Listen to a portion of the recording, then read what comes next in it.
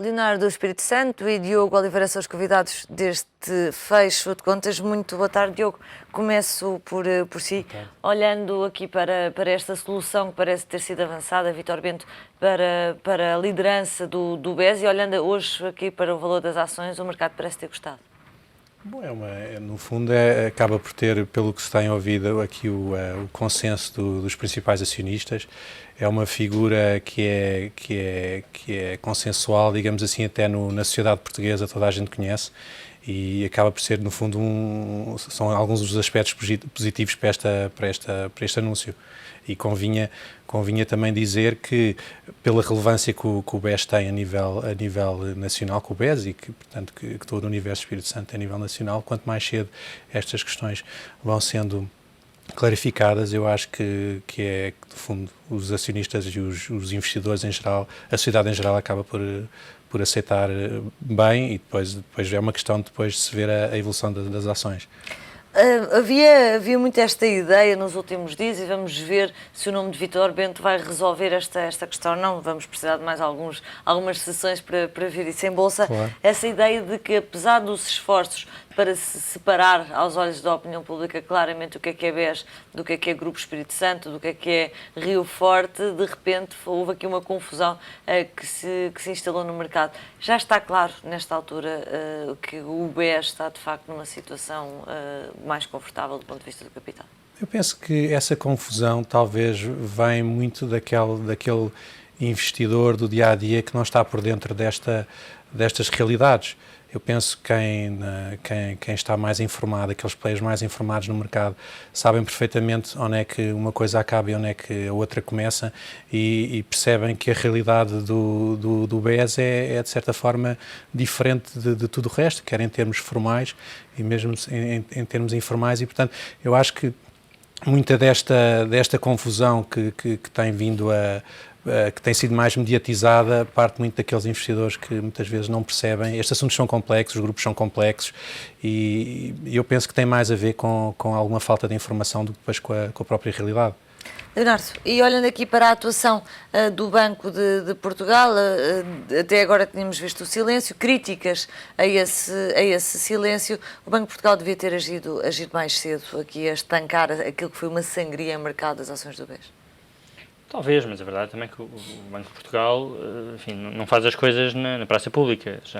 Já há alguns meses, esta parte, que o Banco de Portugal já tinha feito vários contactos e vários testes e escrutínio sobre a exposição de vários grupos, nomeadamente também do Grupo Espírito Santo, e, portanto, o Banco de Portugal enfim, poderia ter sido ter verbalizado mais, há 1 ou 2 semanas atrás, talvez, mas também não penso que se tenha gerado daí um sentimento de grande preocupação ou desconforto na população em geral e mais concretamente nos depositantes do BES. Portanto, não se notou uma preocupação generalizada nos depositantes do banco.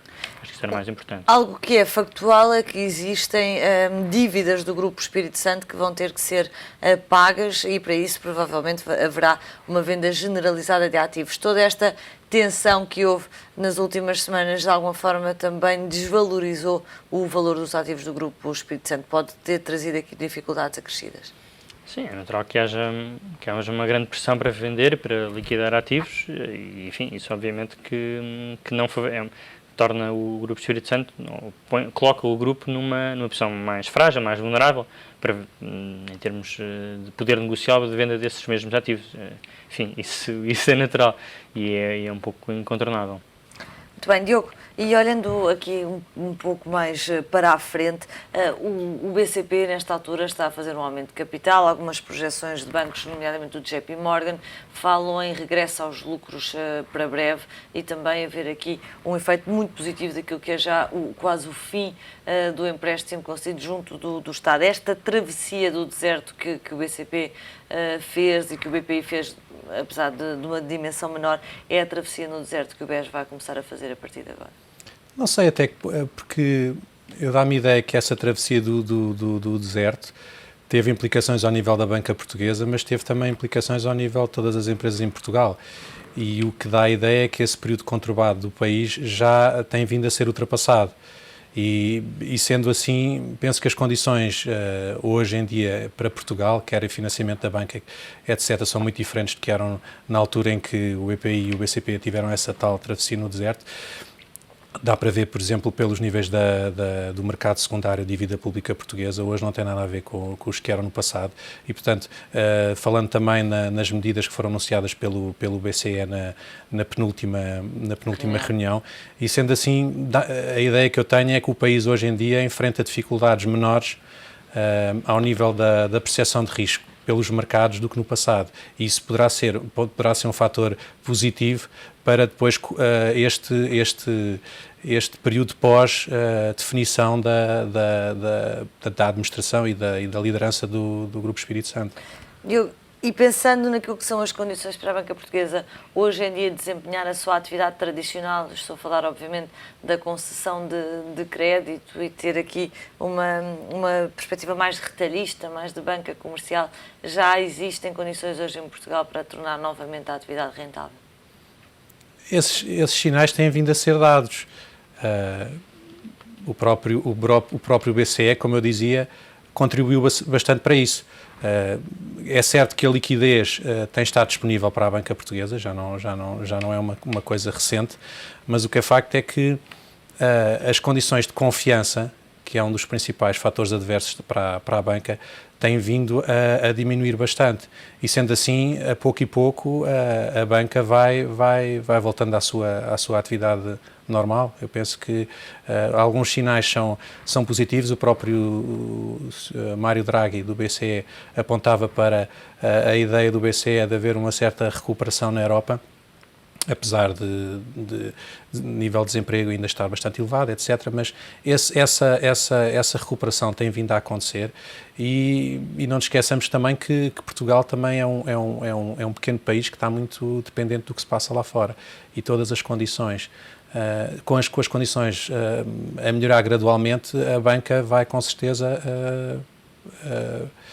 conseguir melhorar também os seus rácios de rentabilidade. Leonardo, e um dos temas que é recorrente sempre que passamos por épocas de maior crise e que nos questionamos um bocadinho sobre a titularidade das empresas portuguesas e tudo mais, é o tema das fusões e de aquisições. É um tema que está de volta à Banca Nacional?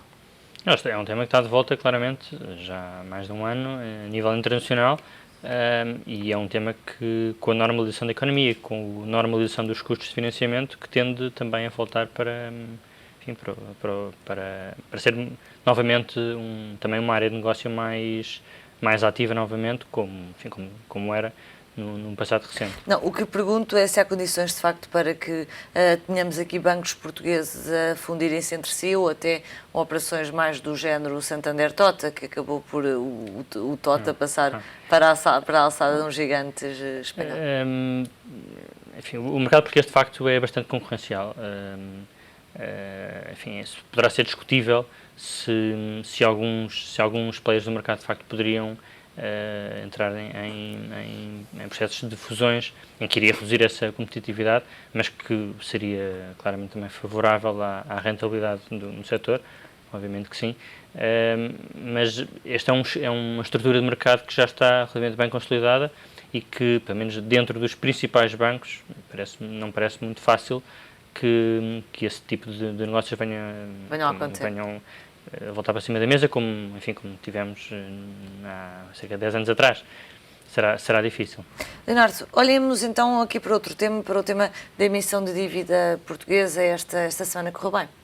Sim, é algo que já vem a correr bem há bastante tempo esta parte. Foi mais uma emissão, desta vez em dólares, que serve o propósito, no fundo, de alargar a base de investidores do Tesouro português, e teve novamente bastante procura, portanto continua a haver bastante apetite por dívida. Existe, e com esta conjuntura do BCE, de facto é muito favorável, com as taxas de juros muito baixas, existe um enorme apetite por dívida pública periférica, que tenham taxas bastante mais elevadas do que no centro da Europa, onde as taxas estão em níveis mínimos, e, portanto, Portugal também beneficia disso, beneficia também depois de realmente termos posto a nossa casa minimamente em ordem, nas contas públicas, nas contas externas, e beneficia também disso, E, portanto, neste momento, e já há algum tempo esta parte, que Portugal tem um mercado absolutamente aberto para conseguir se financiar. Agora, é muito importante que se aproveite estes momentos em que o mercado está realmente aberto e está com apetite para a nossa dívida, em que temos todo o vento a favor, aproveitar para conseguir emitir, não só, enfim, a milhando já e pré-financiando 2015, já parte das necessidades de financiamento de 2015 já estão a ser cobertas, portanto há aqui também uma grande dose de conservadorismo, mas para além disso está-se também a fazer um trabalho de alargamento da base de investidores que, quando, enfim, se o vento voltar a superar contra, que seja mais fácil aceder a estes segmentos de mercado. É aproveitar antes que a janela se feche, Diogo, porque ela vai fechar. Não diria que vá fechar.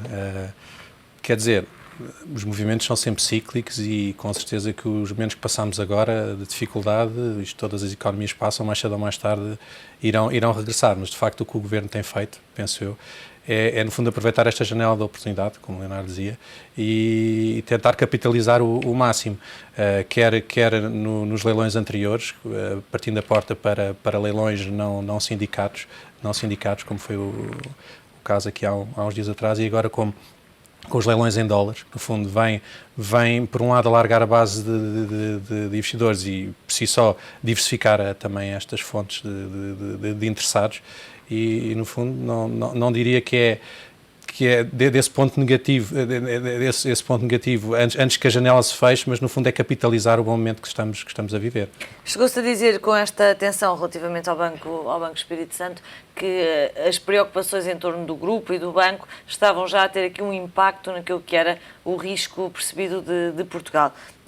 A verdade é que houve ali um acompanhamento também daquilo que foram as yields nos países com os quais nos comparamos. Houve aqui algum tipo de inversão, interrupção de uma tendência de baixa das taxas de juros no mercado secundário? As yields recentemente, agora nas últimas horas, se quiser, nos últimos dias, estabilizaram bastante. Eu não diria que houve uma inversão, mas houve claramente as yields em Portugal aumentaram no decorrer desta instabilidade que nós vimos. O próprio PSI 20 teve esse impacto, mas não diria que estamos a falar de uma inversão de tendência. Tivemos em si um impacto negativo de uma conjuntura também menos boa, com alguma incerteza, mas não acredito pessoalmente que esta realidade muito específica venha a pôr em causa tudo o resto. Temos que ver que os níveis de volatilidade nos mercados estão a níveis muito baixos. No mercado norte-americano, o índice conhecido, o VIX de volatilidade, está com níveis mais baixos desde 2007. Os mercados estão continuamente a bater máximos, os principais mercados, e portanto eu penso que não será esta questão muito específica, que tem tendência também a passar ao longo do tempo, que venha pôr em causa depois tudo o que já foi feito. E já agora, porque falávamos em PSI 20, Diogo, olhando aqui para a Portugal Telecom, também teve aqui um desempenho bastante negativo, uma queda de 21% em cinco sessões. Pode ser um tema, pode prejudicar aqui este processo de fusão com a Oi? É um tema que está muito mediatizado, o impacto nas ações tem sido evidente.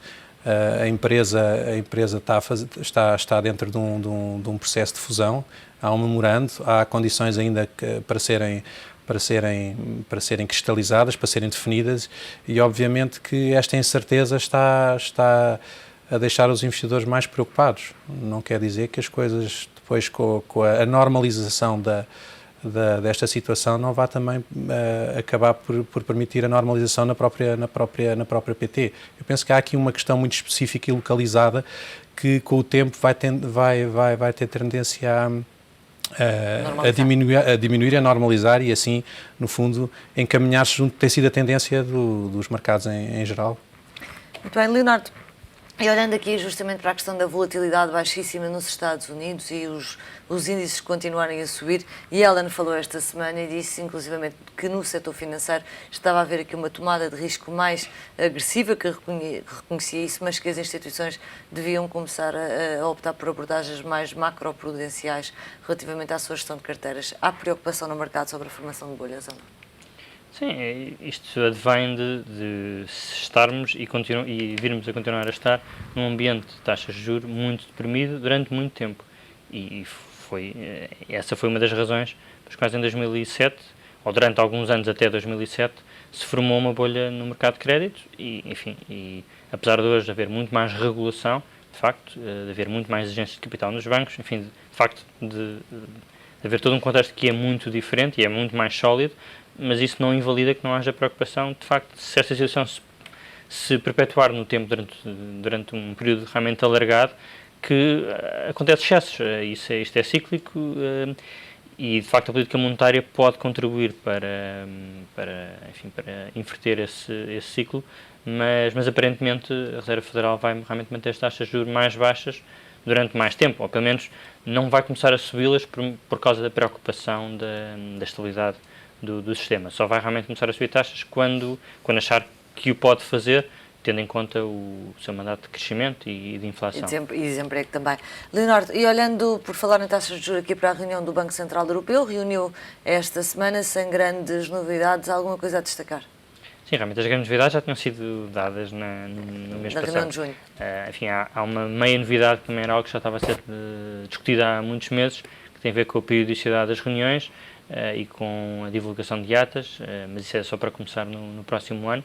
Vai ser um modelo muito parecido, ou igual, praticamente igual, à que a Reserva Federal nos Estados Unidos tem. Será que vai copiar a FED também naquilo que são programas mais ambiciosos? Sim, o mandato não vai mudar, não é? Portanto, isso está fora de questão. Vai apenas mudar na questão das datas ou da periodicidade das reuniões.